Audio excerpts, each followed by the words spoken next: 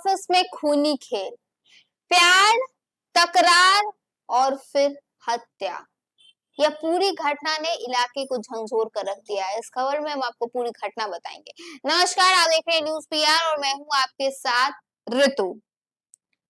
भागलपुर के एक चर्चित बिल्डर के ऑफिस में घुसकर उनकी हत्या कर दी जाती है, जिसके बाद पूरे इलाके में जो है वो मातम छा जाता है। लोग तरह तरह की बातें करने लगते हैं, लेकिन इसमें सबसे बड़ा जो रोल है वो पुलिस का नजर आता है, जहां इस हत्याकांड का पुलिस ने महज 12 घंटे में सनसनीखेज खुलासा कर दिया। जिस ऑफिस में देर रात तक मुलाकात चल रही थी, वहीं कुछ देर बाद खून बिखरा मिला और बिल्डर की लाश वहीं पड़ी थी।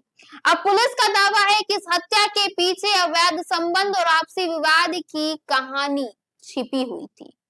दरअसल तिलकामांझी थाना क्षेत्र के एक कार्यालय में बिल्डर बजरंग कुमार की बेरहमी से हत्या कर दी गई।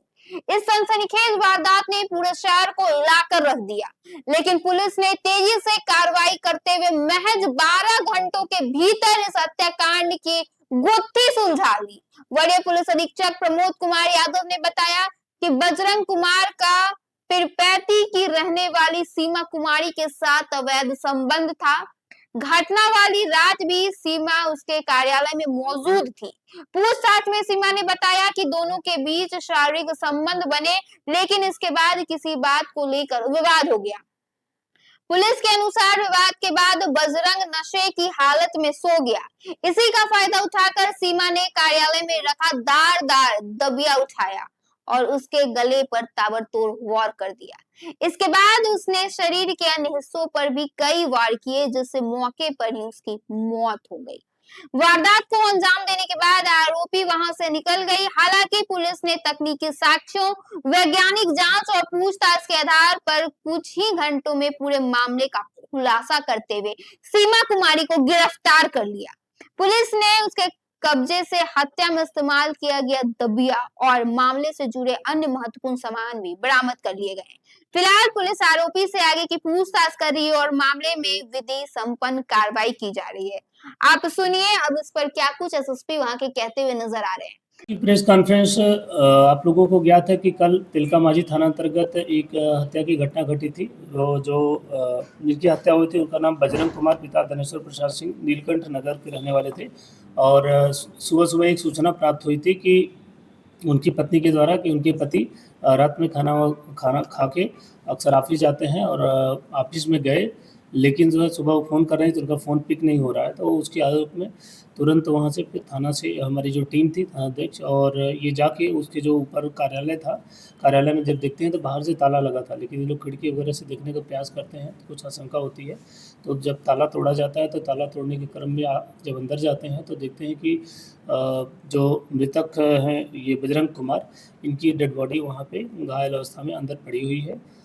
उसके बाद जो आगे की तहकीकात की जाती है, जो इन्वेस्टिगेशन हमारी आगे चलती है, तो एफएसएल की टीम बुलाई जाती है। हमारे नगर पुलिस अधीक्षक और सिटी डीएसपी 1 और ट्रेनी डीएसपी भावना और हमारे थाना की टीम और मैं स्वयं वहाँ पर भ्रमण किया और एफएसएल की टीम ने बहुत सारे सबूत वहाँ पर इकट्ठा किए। और उसके आलोक में हम लोगों ने वहाँ सीसीटीवी कैमरा जो एक फिर हमारी एक एसआईटी टीम का गठन भी होता है, जिसमें नेतृत्व नगर पुलिस अधीक्षक कर रहे थे। और फिर सीसीटीवी फुटेज हमारे तक मोबाइल की तकनीकी जो सहयोग है उससे, और साथ में जो इनके बिजनेस पार्टनर 3-4 लोग थे उनको भी हम लोगों ने बुला के पूछताछ के लिए रखा था।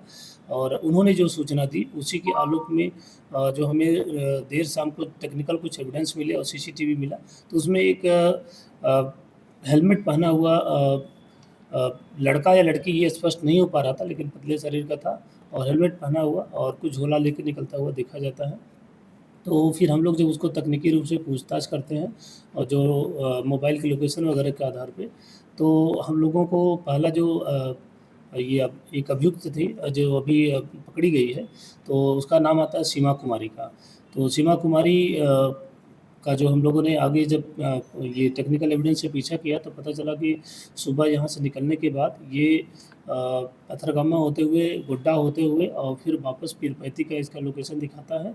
और शाम को जब घटना जिस दिन हुई थी उस दिन शाम को ये नया बाज़ार के आस-पास अपनी मोबाइल आने के बाद वो मोबाइल एक तरीके से बंद कर दी थी।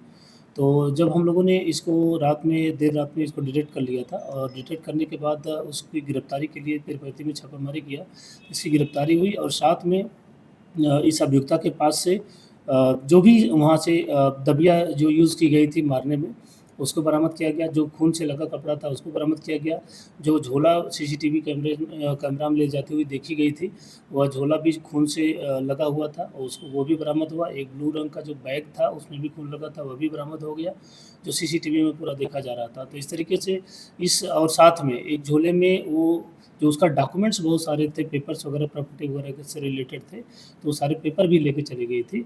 तो वो सब भी हम लोगों ने बरामद कर लिया और जब उससे पूछताछ हुई तो उसका बताना था कि उसके शरीर पे भी कुछ घाव है क्योंकि जब उसने बताया कि ये इससे पहले से ही अवैध संबंध था और उस क्रम में कल भी आई थी और रात में वो उसका कहना था कि दारू वगैरह वो मतलब जो अवैध शराब वगैरह या नशे की अवस्था में जिस उसमें रहे हों, उसका कहना था कि ये पूरा नशे की अवस्था में था और उसके साथ जो बताया उसने कि जो संबंध बनाया तो उसमें काफ़ी उसने ब्रुटैलिटी की और जिसकी वजह से ये काफ़ी गुस्से में थी और जब वो सो गया और देर रात में लगभग अर्ली मॉर्निंग में 3-4 बजे के आस-पास उसका कहना है जब पूरी वो निद्रा में चला गया और नशे की अवस्था में था, बहुत रिस्पॉन्स नहीं कर रहा था।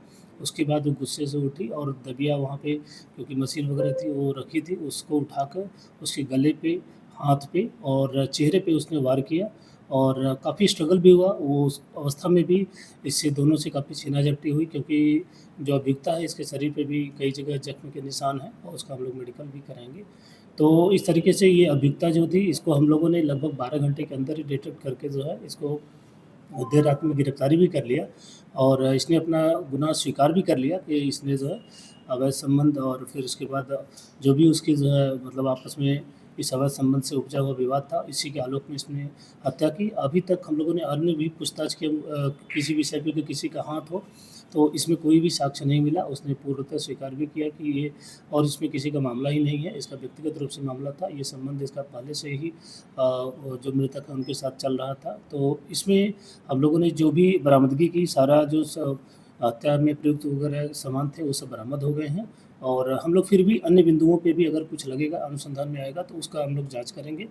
और इस तरीके से ये कहना है कि ये घटना पूर्णतः अवैध संबंध से रिलेटेड थी और जो अभियुक्ता थी उससे अवैध संबंध था। उसी के आलोक में जो है इसने देर रात हत्या की, बाद में बाहर से जो है सुबह ताला मार के और हेलमेट पहन के यहाँ से ऑटो में बैठती है, फिर आगे जो है गाड़ी बदल के पथरगामा होते हुए, गोड्डा होते हुए फिर बेती चली जाती है जहाँ से तो सुना आपने कि कैसे उन्होंने बताया कि उनका हत्या जो है वो ऑफिस में ही देर रात की गई और ऑफिस हत्या करने वाली कोई और नहीं बल्कि एक महिला थी, जिसके बाद पूरे इलाके में सनसनी फैल गई, लोग तरह-तरह की बातें कर रहे हैं। आपकी इस पूरी घटना पर क्या राय है हमारे कमेंट सेक्शन में ज़रूर बताइएगा। धन्यवाद।